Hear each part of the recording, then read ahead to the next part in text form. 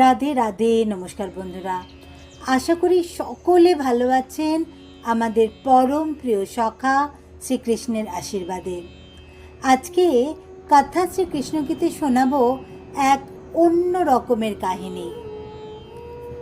আজ অফিস থেকে বেরোনোর সময় ধ্রুবের মাথাটা বেশ ভারী হয়ে আছে।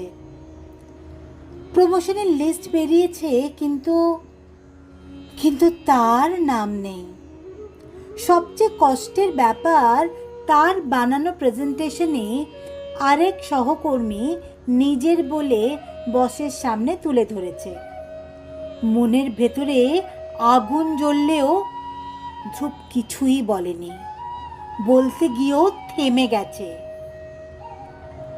রাস্তার ধারে বাস স্ট্যান্ডে দাঁড়িয়েই ধ্রুব মনে মনে বলল, মানুষ কতটা